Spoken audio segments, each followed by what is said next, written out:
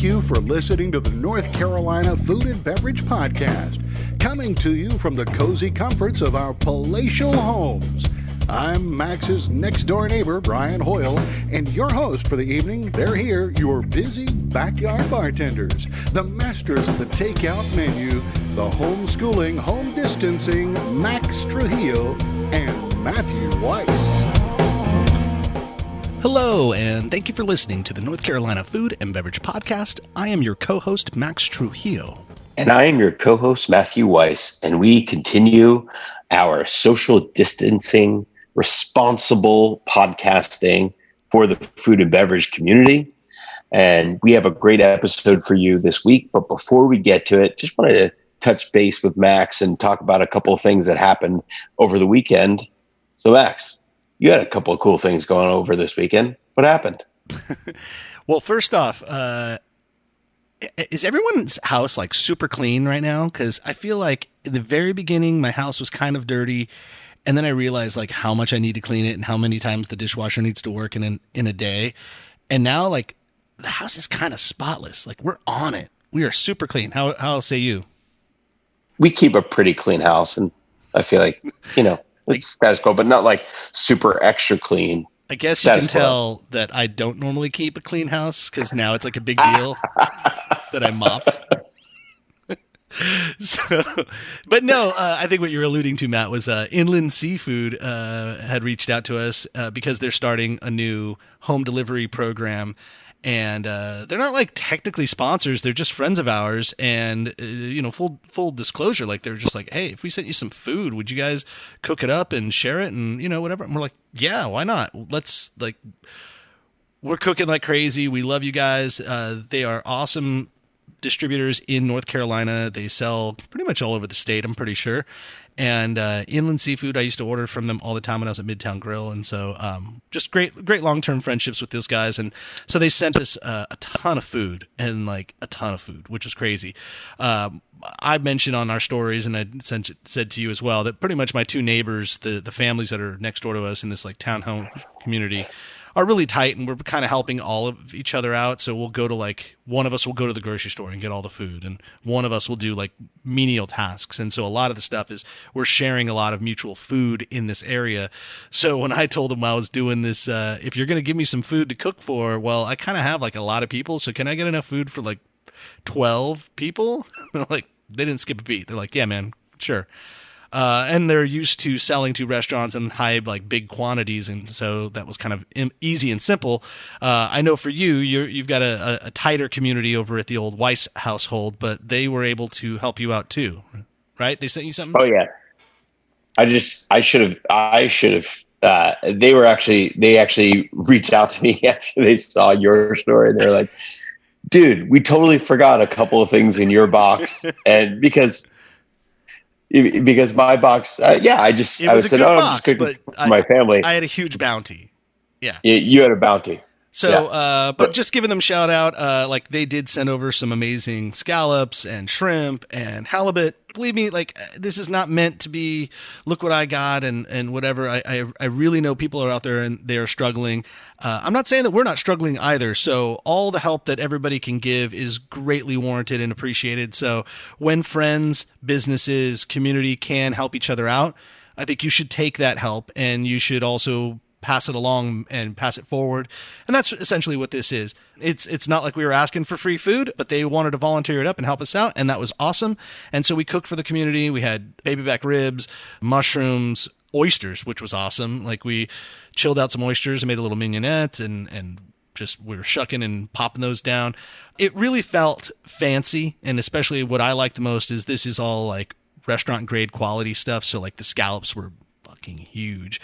And the halibut was unbelievable. And we got a ton of salamis and cheeses, which were tremendous. We did a little charcuterie board. So paying it forward, just as we're saying, it's Inland Seafood, but they have a website that's set up for home delivery, and that's called domesticseafood.com. you can figure out what you'd like. And to be honest, they're working out their website with quantities and all. And if you have a request that's not within like the quantity that they're offering on the website, you can just email them or shoot it out. Like they're learning this process too, but they are totally amenable to helping out and trying to give you what you want when you want it. So if you live in the Triangle, if you live in the Charlotte area, in the Triad, on the coast, like this is Inland Seafood. They deliver all over the state. So hit them up, domesticseafood.com. You are going to find awesome product. Super helpful. Thank you. I saw, Matt, you made some scallops yourself. What else were you making? Well, dude, so you just reminded me actually. So we got 4 pounds of scallops. So that was 3 nights worth. Yeah. Plus I did hook up my neighbors, like social distanced, just dropped it on their doorsteps what I made. But yeah, so I was like, how am I going to use these scallops and not go to waste? So the first night I did the traditional, just like brown butter, caper, pan seared, beautiful. And then the next night I did a baked scallop dish, which turned out to be really fantastic. Because the whole thing with scallops is if you overcook them, they're going to get rubbery. And there's a really fine line about where they're well cooked to where they're overcooked. And then I had also intended to do a scallop ceviche. And so I set it all up. But because actually we got the Inland Seafood that week, I didn't go to the grocery store, which is a feather in their cap that I didn't even have to go to the grocery store because we had so much proteins and stuff to cook for dinner.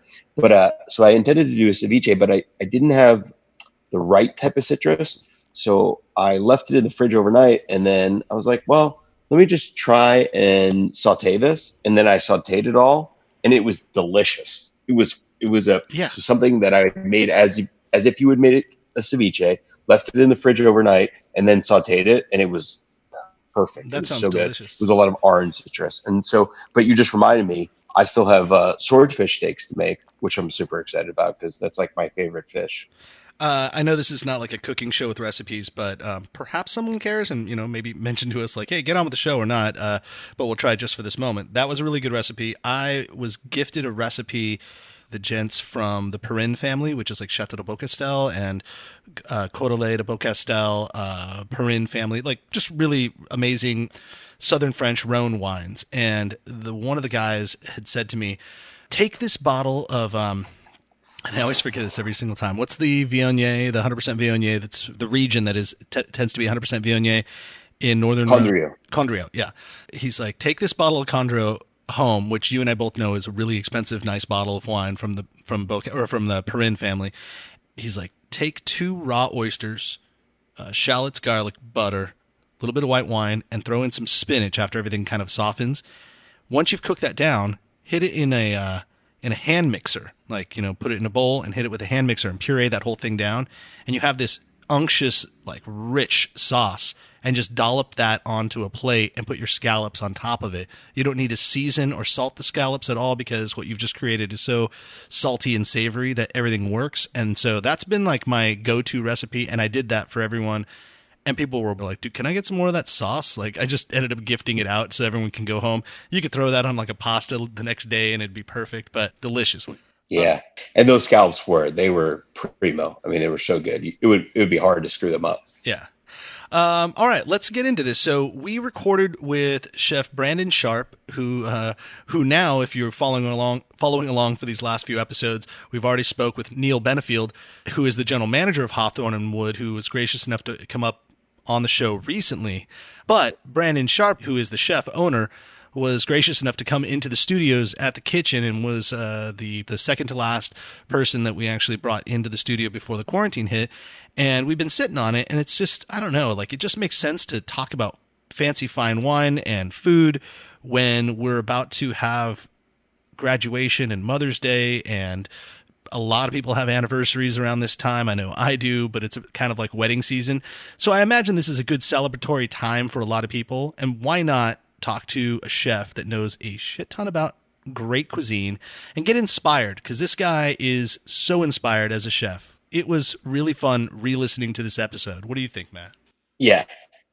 He's one of the reasons that we do this podcast. Yeah. He's not a chef that's of enormous ballyhoo. Yes, he is 7-time Michelin star awarded. Yeah. However, he's not a name that, anybody would recognize except in these parts and maybe in California. However, he's really a chef's dream. I mean, he has built it from A to Z. He's done everything he needs to do. He's worked in New York, San Francisco, and now back in North Carolina.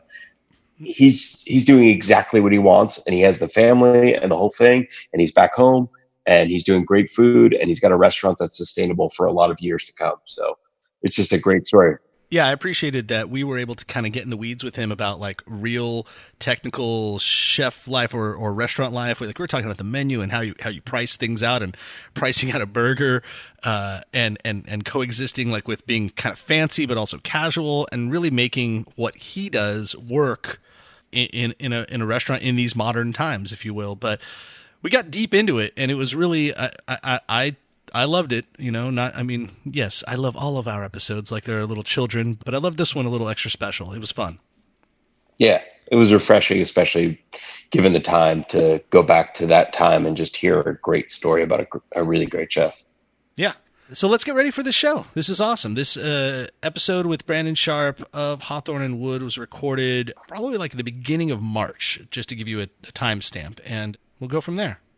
Enjoy the show.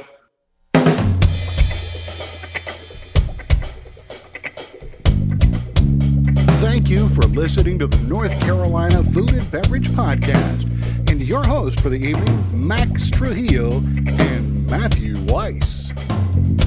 Hello, and thank you for listening to the North Carolina Food and Beverage Podcast. I am your co-host, Max Trujillo. And I am your co-host, Matthew Weiss, and the stars are sharp inside the studio here today as we welcome a 7-time Michelin star awarded chef for his work out in Soul Bar at Calistoga, California. That's Napa for those of you that don't know. But now you might know him as the chef, owner, founder, creator, the everything man over at Hawthorne and Wood in Chapel Hill, North Carolina, Chef Brandon Sharp. Welcome. Good morning, fellas. Thanks for having me. I'm excited to be here. Yeah. 7 Michelin awards? 7 in a row. 7 in a row. That is crazy, man. How does that... So California didn't do a lot of Michelin, or they did. They went like for a short amount of time, and then Michelin pulled out. Is that right? That was in Los Angeles. Yes. Yeah. So I worked at Gary Danko. I was the sous chef at Gary Danko in San Francisco, 2004, 2006, and I believe, could be getting this wrong, but I believe that the first time San Francisco did a Michelin guide was 2007. So Michelin guides go by city; they don't go by state in the U.S. So right now it's Chicago, New York. Washington has one. New York obviously has one, and they've started this year. I guess last year for the first time they did all of California. Yeah. So it's changed up a little bit. I don't know how it's going to shake out now, but they did LA for a while and then stopped. Isn't it amazing that Michelin guide, this universal thing that we accept in the restaurant world or as part of this industry, is so hyper regional at the same time? Yeah, I think it is, and it's. You think back to the evolution of those types of things and how Zagat used to be the Bible for that, right? I guess it was 20 years ago, and that sort of evolved out. I haven't heard anybody mention the Zagat guide in a long time. No. The last time I remember was Chris Farley talking about Zagat's on SNL like 22 years ago. But maybe that's just generational because of the person that was the writer or the person that was leading the charge, and they retire or they move on, and the next generation, the technology changes. So it's like, oh, let's do this online. Let's not do a little pamphlet, because everyone had that little maroon. I was going to say it was on everybody's coffee table. Yep. Yeah. Zagat's, but yeah, Zagat. Yeah, that was a cool thing. I remember in Los Angeles, because I was working for Wolfgang at the time, Spago got 2 stars, Melise got 2 stars, and Urasawa got 2 stars. And then I think there were 1 star given to a few other restaurants in the town. And then we thought, well, great, we're here. Los Angeles has arrived. And then Michelin came out the next year and went, oh, we're not coming back. Right. And they did the same thing in Vegas. Yeah.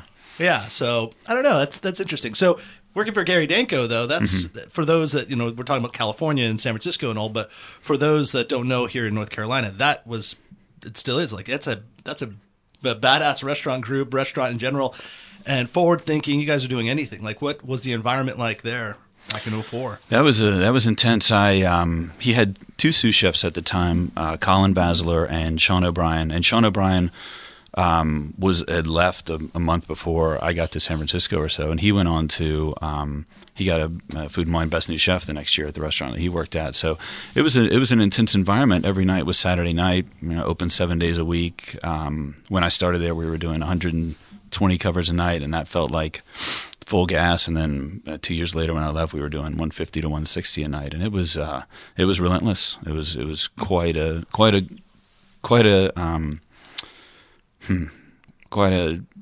valuable glimpse into an operation that is just running full bore and running very efficiently. More intense than when you were at the French Laundry, or intense in a different way, for sure. As the sous chef there, as opposed to just being a chef de partie at the French Laundry, it required a lot of. Middle management is tough anywhere. Oh, you take stuff from below and you take it from above.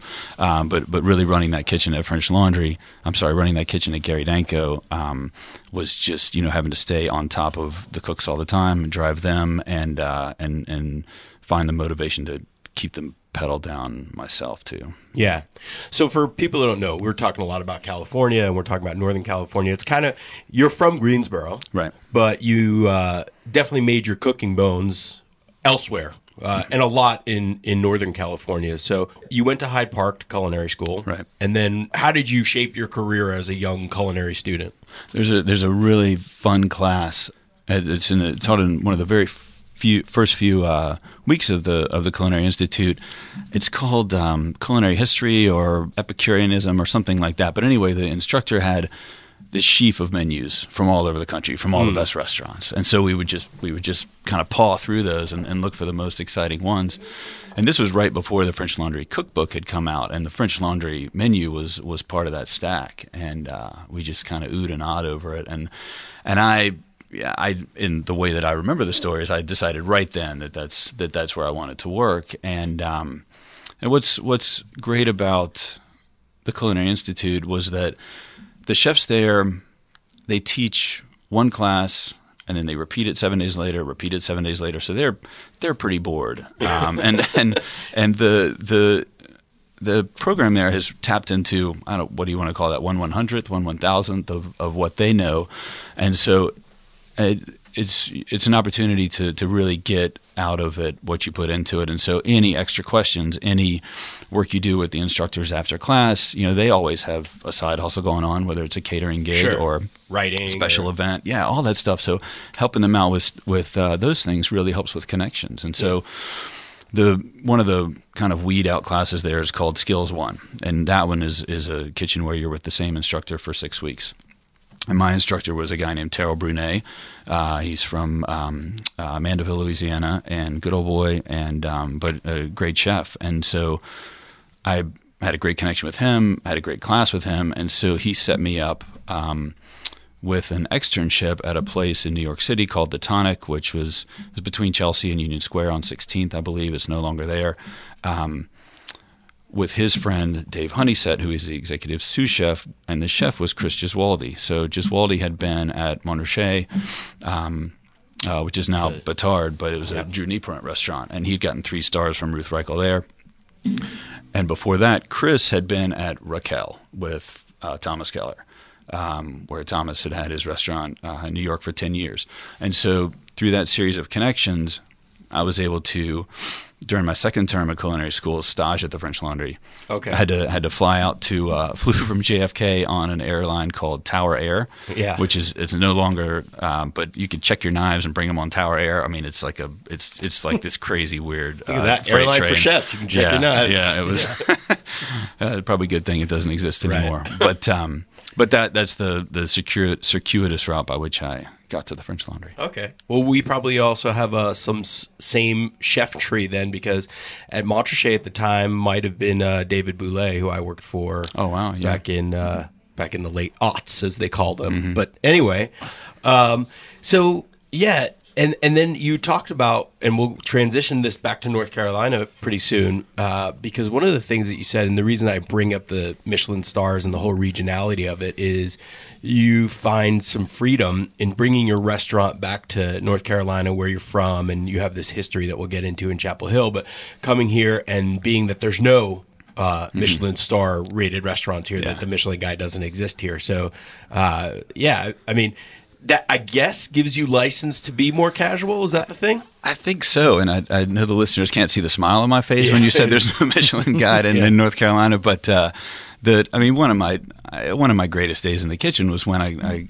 got the call from Jean-Luc Naray telling us that we had a star. I just ran and tackled the chef de cuisine, and then the whole kitchen just drank champagne the rest of the day. I mean, it was awesome fantastic. Day. And but the pressure that mounted with every year was real, and it was difficult to deal with. So the goal with Hawthorne and Wood was not to make it a more casual restaurant, and the goal with Soul Bar was never to make it fancy or fine dining. When I was first told about that job, it was, you're going to open a wine country bistro, you're going to serve grilled chicken with arugula and pizza and burgers, and it's a spa resort, and it's on the second tier of the Auberge collection. It's not fine dining, but we were able to elevate it, and when we showed the owners and the general manager, we can do a great pizza, we can do a great grilled chicken salad, they gave us a little more rope all the time. Yeah. So we evolved it organically, I think. Isn't that crazy? Like, from the consumer or guest perspective, you're on wine country time, right? Like, you're there and having fun, and probably a lot of people are not necessarily industry people that you were serving, I'm assuming. Yeah. And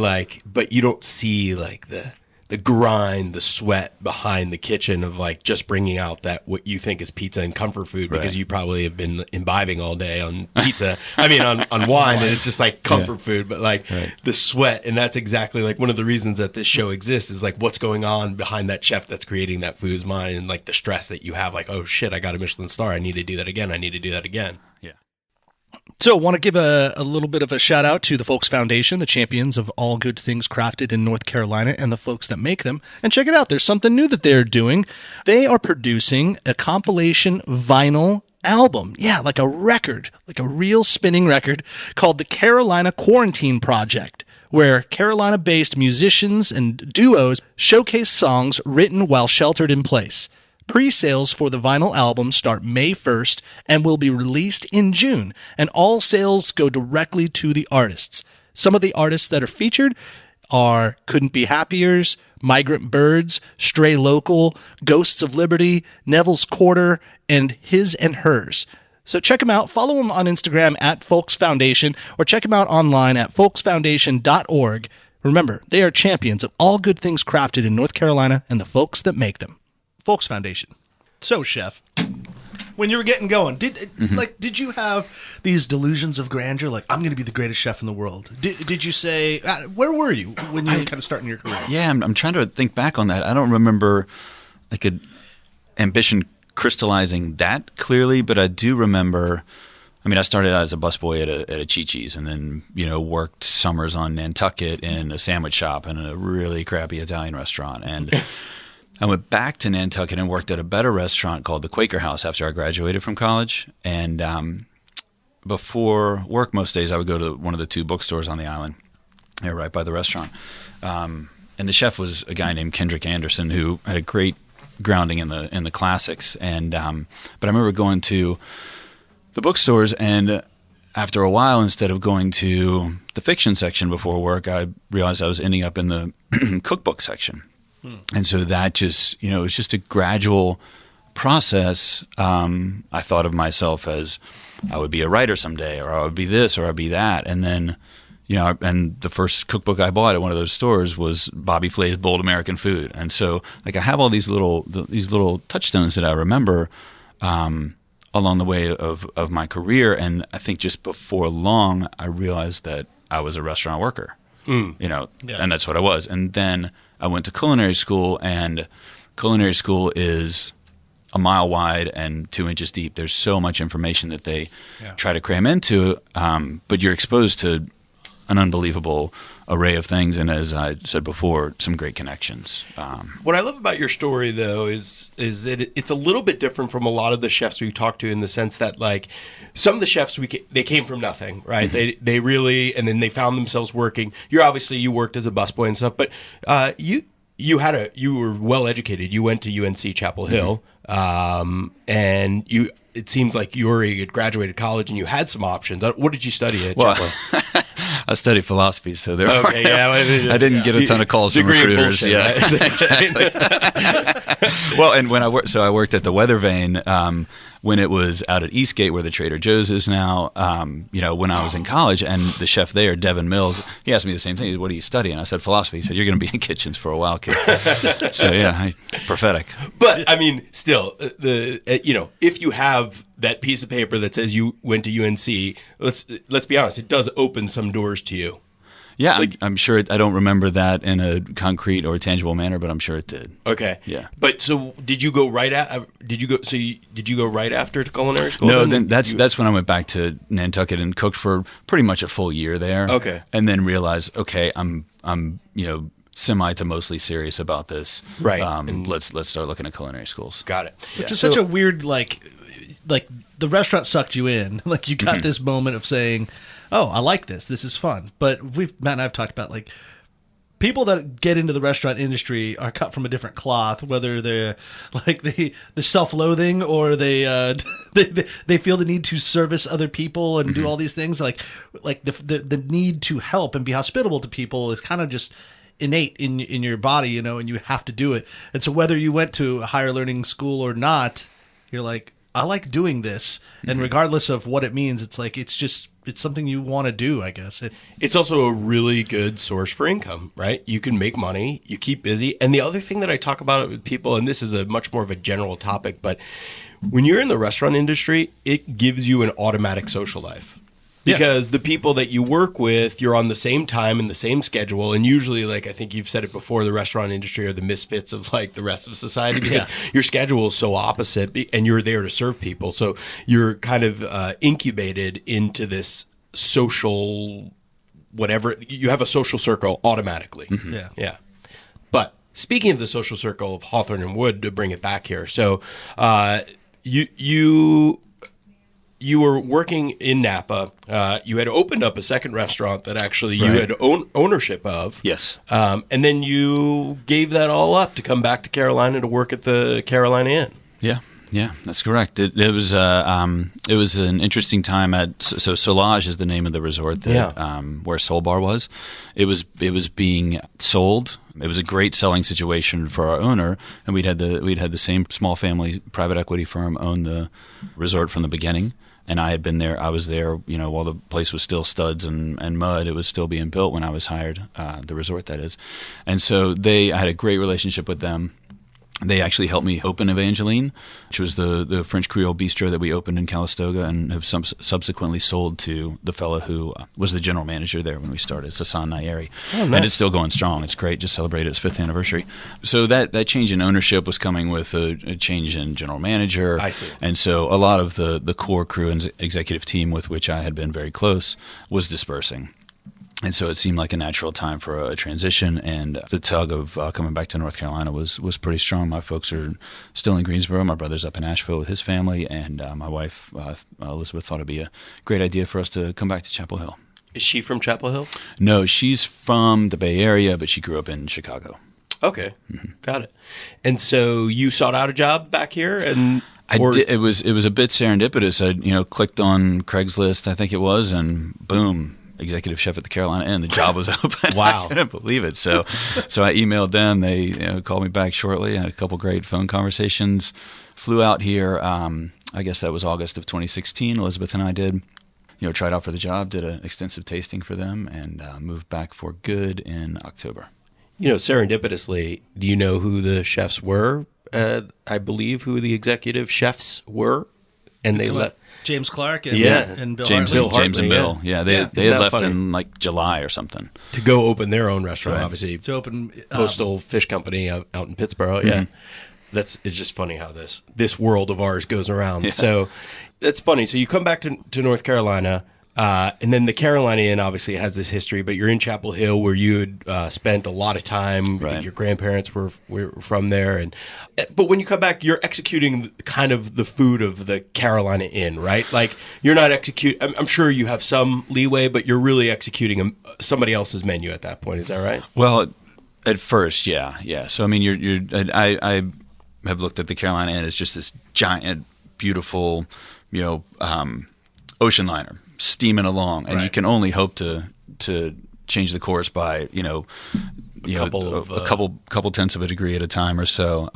But our general manager, Mark Sherburne, was fantastic. He never told me that I couldn't do this or couldn't do that, and it was more about what the guests would accept and what the guests' expectations were, because a lot of alumni came back there, and they might be from up north or they might be from out west, and they don't eat Southern food or have exposure to it where they are. So when they come back, they expect a good dose of it at the Carolina Inn. I mean, the Carolina Inn for alumni is kind of like the Uber UNC. Like it is what they think of when they think of Carolina. And so the food needed to portray that a little bit.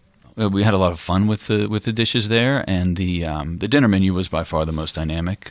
Breakfast and lunch were relatively status quo, again because of the guest expectations. But I had I think of him as Virgil, but Jeremy Blankenship was the executive sous chef there that I hired, and now he's gone on to become the chef there. And he was really instrumental with explaining to me a lot of guest expectations, introductions to farmers, other chefs, and things like that. And so he and I had a great collaboration there.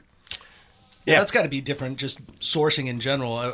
I did a spin-off podcast with Candace Harriet Townsend where we spoke with Sean Brock, and the idea was that, like, how did he successfully move from Charleston to Nashville, and then how did he find his sourcing and his people? When you're in the Bay Area, everything is available. You pretty much want for nothing when it comes to agriculture, and even cattle. Everything is just pretty much there. So was there an adjustment for you understanding how the state worked and how Chapel Hill worked for you, and what was that like? Yes, there was a big adjustment for sure. But again, the Carolina Inn had such buying power that I was flooded with requests from purveyors and farmers and vendors all the time. So it was a crash course in what's available. I guess everybody comes to you when you're right. Yeah, that's the pretty girl. When you can buy their entire crop, it's an advantage. Yeah. But no, it's funny. I was thinking about this when I was driving here, because from one of our produce vendors, I got an email this morning. This is what's being grown organically, locally, and on site today. And there were 2 varieties of lettuce, and that was it. And so during months like these, it takes some creativity on the part of the chef to come up with things that are still compelling and local, and source from a short radius and support the local sort of ancillary industries that go into the restaurant.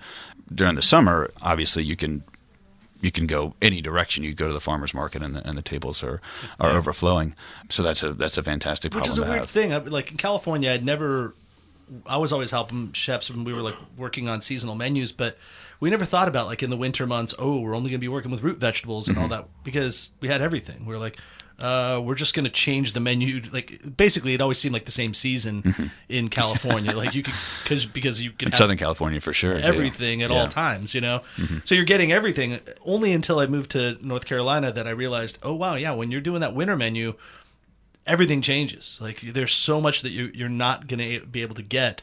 And so unless you source Mexico and all these other places, if you're trying to get the best quality product, that sometimes isn't the best way to source. But that in itself is a different dynamic, and just coming from both sides.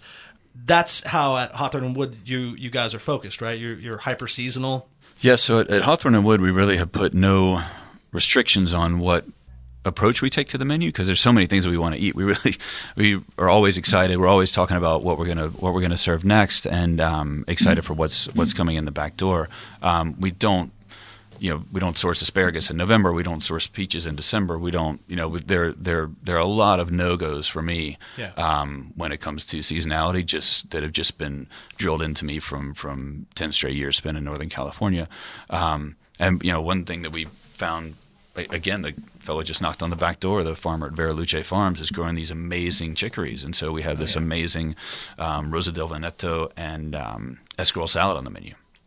that is just, I mean, it's unbelievable. But that's a very specific thing, and chicories are, a bitter green that a lot of Americans are not used to cooking with. And a lot of what you're alluding to goes back to I don't know if it's a long-standing feud, but it's certainly a current one between East Coast chefs and West Coast chefs. And East Coast chefs thinking of West Coast chefs as farmers or grocers and not chefs, and West Coast chefs thinking that East Coast chefs manipulate the food too much. And so it does, and on the West Coast, you have the point or the story where this was conflict was when I think David Chang made a joke about the peach with the knife at Zuni. That's like a $9 peach, and that's all you get is a peach and a knife to cut it with. But on the West Coast, sometimes the chef needs to set his ego aside and let the product really speak for himself. And I served a peach salad to a New York chef who said, "Oh man, I can't remember the last time I had peaches that weren't grilled." And so I think, from his point of view, the flavors just take so much more coaxing, and the products take so much more coaxing that it does require more manipulation on the part of the chef. And so at Hawthorne and Wood, we're always looking for the balance between those two things. Like you look at the perfect tomato. It's a two-step process. You peel it, you salt it, you put it on the plate. You can't make it any better. But if it's short rib, let's say, maybe that's a 12-step process. Yeah. Maybe that's a 48-hour process to make that shine. So I think it takes some know-how, some expertise, some experience, and at times some restraint on the chef.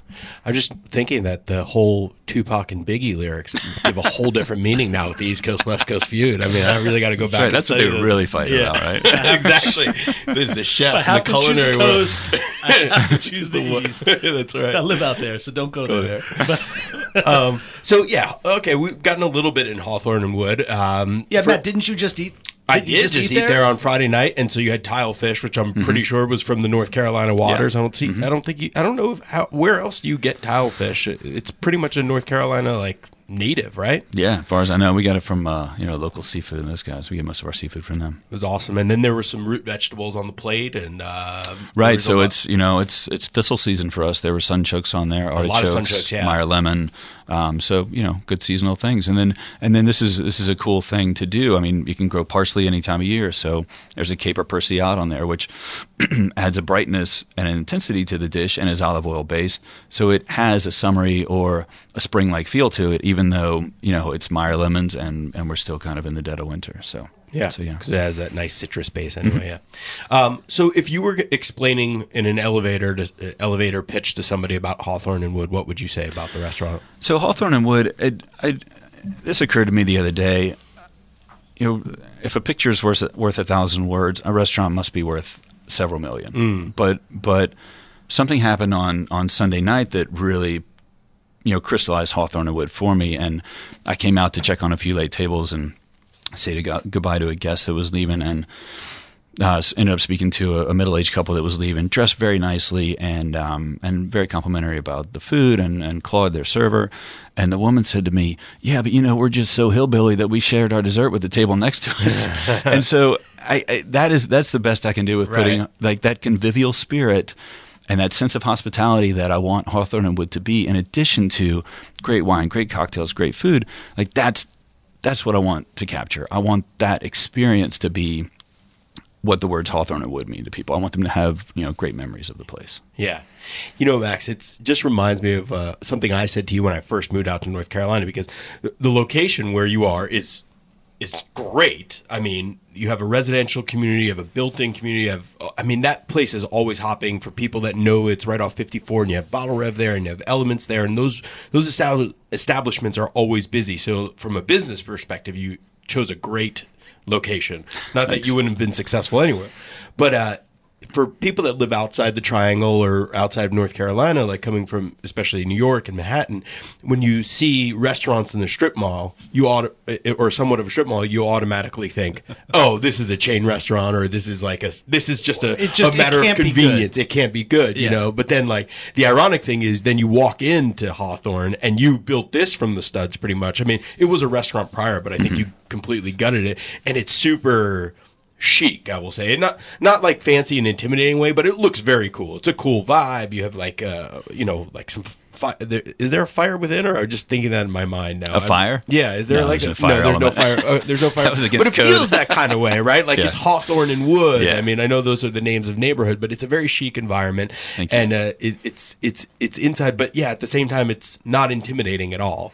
And another testament to that is I had this chicken confit, which was essentially like buffalo chicken wings, but just prepared immaculately and like perfectly crispy, fall off the bone kind of thing. So Thank you. Well, that was a invention of our sous chef John Navaria, and so we had poussin, which is the small chicken, the Cornish hen, on the menu in the fall, and he went to the trouble of, when we would French out the wing bones, he would take the wing bones off, French them further, confit them, and we were using them as canapes for private parties. Okay. And we tossed them at a Texas Pete gastrique that he made, and there's a drizzle of buttermilk ravigote, which resembles a ranch dressing, and then celery leaf and things like that. So we're really looking for ways to have fun with the menu and make it intelligible to people who, they may look at it, and I want the menu to read as scintillating, not intimidating. It should pique their interest without throwing a bunch of foreign words on there that people don't know. try and be fancy. Like Yeah. that's not the point. The point is to welcome people in.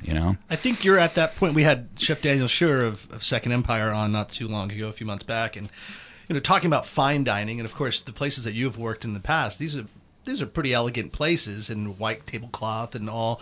That's not Hawthorne and Wood. You guys literally do have Right. wood tables, and so there's like a casual aspect of higher level cuisine, I guess, in a way, which feels like that's what everybody wants. Like we all want great food. Obviously, that's no shit. But we want great food, and we don't want to feel like we have to wear a tie or a sport coat to do it.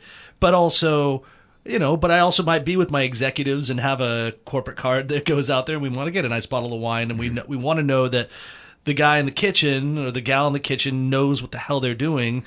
You're giving an outlet to those that really enjoy dining, but in an approachable sense, which it feels hard to go back to, like the white tablecloth and the gloves and all that. Yeah, But I don't aspire to that. yeah, I mean, I think those places have their place, but it's much less of them in the world now than 5-10 years ago. But yeah, but Hawthorne and Wood and you guys have seemed to like walk that line perfectly between fancy but unintimidating, like you said, scintillating but not intimidating. And I just wonder that like, okay, let's take the burger, for example. Like, you have a burger on the dinner menu. Some restaurants or some chefs will be like, I'm not putting a fucking burger on the dinner menu, but you did. And and that's the one thing that will never change. Yeah, and it sounds, I haven't had it yet, but I know actually Matty Beeson and Steve Mangano were at the bar the other night when I went in there and chowing down on a burger, and they were just like, this might be the best burger I've ever had. Like, it's just unbelievable. We joke about it all the time, and the guy in the middle who works the burger station, we're razzing him, what happens if we get a burger award? You are seriously. dead. You are just So my old chef didn't want to put a burger menu on the dinner menu only because he didn't want the kitchen to be inundated with burgers all night long, because we had fine, like, high-end food, and we did a burger at lunch, and everyone said... Standard or Midtown? At Midtown. And Scott James, who's over at Angus Barn now, making a lot of burgers. Making a lot of meat. But he was like, look, I have no... like, I endorse my burger all the way to the top. I think it's the best burger in town. But if we put it on the dinner menu, that's the only thing people are going to order. And I want to have a little bit more diversity on the menu. And, this is the time to explore, to try the pork chop or the seafood dish or whatever. Plus also just the mechanics of killing the guy on the burger line. It's like, we got 12 tickets up, 19 burgers. So, a lot of... this is fun that we're talking about this. A lot of calculus went into whether or not that burger is going to go on the menu. First of all, our general manager, Neil Benefield, he really sets the tone for the dining room. Yeah. And so we love Neil over here, yeah, me too. For those of you probably know, he worked at Nana's for years and was face of the dining room there. Yeah, and worked at Pools right before he came over to Hawthorne and Wood. Right. So he's really, he's where it's at when it comes to the dining room, and so he's... I'm getting feedback from him about what guests want and what guests order. So, a couple things that went into, are we putting a burger on the dinner menu? Well, at Evangeline, we did burgers once a week, and I got all sorts of requests that we need a burger on the menu all the time. Yeah. And going into opening Hawthorne and Wood, knowing that ladies make 8, 9 out of 10 of the reservations that are on the book. Like the women are deciding where we're going to go for dinner. And so it seems to me that burgers appeal a little bit more to men than to women, especially eating them in a setting like Hawthorne and Wood. There are certainly exceptions to this rule because we have a group of 7 ladies from the country club who come in and order bottles of Chardonnay and burgers for everybody. So, but I think the exception proves the rule on that. Sure, kind of ladies. Yeah. And then also we have 13 seats at the bar and no TV. I want people to feel comfortable coming in by themselves, and maybe they're traveling from somewhere else. Maybe they were told Hawthorne and Wood is great, but nothing on the menu appeals to them. Please stay and have a burger and a glass of cab, a glass of Zen, an old fashioned, whatever it's going to be. And then lastly, the servers are motivated by money, among other things, but they're motivated by money. So a server makes more money selling a $28 pork chop than a $14 burger. Absolutely. So that is that's a real part of the equation as well. And so I don't get upset when people order burgers. I'm super glad that they're there having a burger. But there's also some trust building, right? If they come in and love the burger, maybe they'll come back for their anniversary and have a bottle of champagne and the pork chop. Is it your number one seller, like by far? No, not even close. Okay. Oh, well, that's good. Yeah. It's funny. So we were just at the DPAC last night for the Bull City food and beer experience, where there were 30 breweries and 30 restaurants all just going crazy. And we were at Nana Steak at the after party, hanging out, and I was talking to a chef. I'll just keep his name out of the specifics. Didn't really matter, but he was talking about burgers. We talked about burgers again, but we were talking about pricing of burgers, and Jeff Sizer walks right by us, and Jeff Sizer runs and owns Royale, and they're known for a great burger. Yeah. And Jeff probably charges, forgive me, Jeff, for not knowing how much your burger is, but maybe $15-$16, let's call it. And but then also Ashley at Chuck's has her burger as well, and it might be in the same ballpark. And the chef was talking to me, he's like, yeah, but Ashley has the James Beard Outstanding Chef Award and is one, and she's nationally recognized. Ashley can charge whatever the fuck she wants. She's not going to overcharge. She's going to be competitive because she's a great chef. She understands business, but she gets a little more leeway because people intentionally will come out there and go, I want an Ashley Christensen burger, and so I'll pay an extra $1 or $2. Whereas if you're a small, independently owned restaurant that doesn't have a lot of notoriety, it's hard to price out a burger, which is an expensive food cost item. Like when you put burger, bun, cheese, vegetables, all that together, almost all burgers are like 40% food cost. Unless you're really cutting down on horrible meat or horrible products. But if you're doing it in the same fashion that you're doing everything else at Hawthorne and Wood, I would just assume, and you don't have to tell me, but I would assume your burger's probably not the most profitable of all things. But it depends on like who's giving you that burger as like how you can price it, how it's perceived in the community. I think that's certainly part of it, and I also think that would you pay the same burger? Would you expect to pay the same for it at the Ritz as you would a Whataburger with the screen door on front?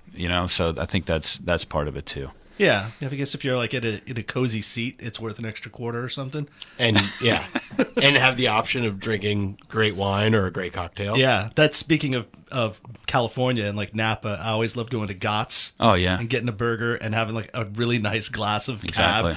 Like it's just a burger joint, but you're getting like an $18 glass of Cabernet with your burger. That's probably $14. Yeah. But it's a great dynamic because a burger in general is kind of a perfect food in itself. And then matching it with great wine, it's like you really can't do a better pairing. Well, I'll take this opportunity to mention the Triangle Wine Company, which also has great options for wine. You can bring food in there because they generally don't do food, but they have a great bar that you can sit at and drink great beers. They often have releases of all your favorite beers and availability of all your favorite beers. They also have 4 locations around the Triangle: Holly Springs, Morrisville, Cary, and then out in Southern Pines. They will deliver also. So if you go to trianglewineco.com, they will give you a delivery. And also if you use the NCFB promo code, they will give you a 10% at least discount. Sometimes if they're feeling good, they might give you more of a discount. But I shop there. I think a lot of our listeners shop there. They're great people, and they have a great selection. So And right before we get back, we also got to give a shout out to ehungry.com. eHungry, they're brand new on sponsoring the podcast as well. But this conversation is going more from business owners to business owners. This is a little bit more inside baseball. But if you are running, say, a business like a restaurant, like a Hawthorne and Wood, let's say, or a Royale or Ashley out there with your restaurant, and you want to develop an online resource to sell your lunch items or pickup, takeout, doing everything to find another way of generating revenue. Well, ehungry.com is a great way to go. They have free setup, free updates, but they will build out your online portal for food and delivery and ordering services. And the first 30 days are free when you start up with ehungry.com. And because you are a listener of the NCF&B, you can actually turn that into 60 days of no fees, and let eHungry help you build out your restaurant, ordering service, and generate more revenue for your business. Yeah, this is a no-brainer if you're a chef and you're looking to at least increase your takeout business or your revenue in some way. I mean, at no cost to you, and they will literally work with you to build out your platform in however way you need, and it's of no cost to you for 60 days, like you said. So yeah, use it, ehungry.com. Back to the wine for a second. So you, that's another differentiating factor about you. You take a lot of pride in your wine list, and you actually, I mean, in my day job, we dealt a lot, and you have pretty advanced palate for, I guess, because of living out in wine country for a long time. And I know they teach it a little bit at culinary school, but I know a lot of chefs, and either they don't give a damn or they're just they don't have time to focus on the wine program. But you have made a decided. I know Neil takes care of a lot of it, but you have been an integral part in that. So why is that important to you?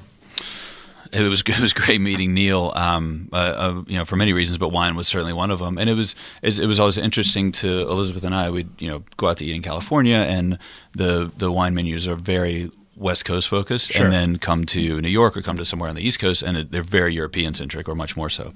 And I think the reasons for that are obvious, but I prefer the lower alcohol and higher acid wines more than the California style. But I do have a lot of friends out there, a lot of friends in the wine business. You just mentioned Gott's Burgers. I mean, we have Joel's Sauvignon Blanc on our by the glass list, and probably always will. Yeah, I can't penetrate that spot. It's delicious, and it's delicious, and the price is right. Yeah. But wine. First learning about it, in a structured way in culinary school was fascinating. It's just it's a mixture of science and romance that goes into it that can't ever be recreated in a lab or recreated with a recipe. It changes every year, and then just being in Napa Valley, surrounded by friends who made it, and it's part of the culture. I mean, Napa Valley, it's the one place in the United States where people go just to eat and drink. Like, that's all you do there. Yeah. You can ride in a hot air balloon, but really there's nothing else to do. And so, you can open a can of beer and go ride your lawnmower or watch a game, but when you open a bottle of wine, there is some romance to it, and it is a convivial experience. So I really, when we put together the structure of the wine list, there is a small reserve list with some very cool blue chip wines on it, but the bulk of the list is $75 and under, and that is a very conscious choice. The entire main list is priced that way because I really want people to have that experience of having a great bottle of wine that they don't have to pay a ton for. We don't put austere wines on the menu. We put things on there that are easy for the servers to explain and easy for the guests to understand. And Neil will certainly geek out with you if you're a guest at our restaurant on wine as much as you want to, because he's really into it, and so are some of our servers, and they are really good at it. But if you don't even want to have to think about it, we'll pop up on a bottle for you that you will absolutely love. So this is a smart wine list. I'm looking at it right now online. I mean, you've got 4 sparkling, 3 rosé, and then a mixture of about 20 whites and 20 reds. It's a tight list. Then you have also a reserve list on the back end, but it's the type of menu that Matt and I appreciate. It's like you don't need the 700-page book, but you need a concise book that also maybe is not all represented by one distributor that has just like, oh, here are all the driver wines that we're just trying to push through and get through. It's really hard to find great wine at restaurants. I don't know why. It's like we really got to do a better effort out there to like those that get it really get it, and then there's so many in between that don't understand. They're just like, oh, we'll just put a Cab, put a Merlot, put a people like Malbec, right? Yeah, put that on there. No, man, you got to try all the wines, and then you don't have a food menu item that's $110, right? Like, except for a bottle of wine. So you should spend a lot of effort and thought about as much as you do with the pork chop that you're going to prepare, because you're asking your guests to spend a lot of money to invest into what they're going to put into their bodies on top of the food that you're eating. So well done. But again, it's like getting off my soapbox right now. Like, good wine lists are hard to come by. You guys have a really great wine list. That's awesome. Well, I think it goes without saying, but that's why it's important when the chef gets involved in the wine, because I think to your point, so many people build a wine list just about what people want. They want a Malbec, they want a Cab, they want blah blah blah, and they don't pay any attention to, okay, well, does that Malbec specifically match our food? Does it pair with any of the dishes? And I think when you're in a restaurant setting, I mean, so many people glance over the fact that food and wine are magical together, as you said, and it's really important to try to have that harmony between them. So yeah, that alchemy is something that's special, and we're super picky about it. I mean, you've done tastings with Neil many times, and he'll take his favorites and bring them back to me, and I'll taste them blind and try to guess and evaluate them. And yes, we're really really picky with what goes on there. Hopefully, to good effects that you're seeing, Max. Yeah, and we'll get out of here with this because we don't really do this anymore. But when you're at home, or maybe what wine or beverage of choice, alcoholic beverage of choice is in your fridge right now, or what's on the what was the last one opened? It's when Elizabeth and I can get our hands on it. It's always champagne. Always champagne. Yeah. Is there a house or a grower that you prefer? No, I mean we'd love to. We don't have the big blue chip cuvées very often, but no, the growers are wonderful, as long as they're, again, not too flinty, too austere. But okay, so that's the go-to. I know you guys have young kids, so it probably doesn't happen that often that you get to sit down and pop a bottle. Yeah, no, we're never sitting down. Yeah, no, seriously.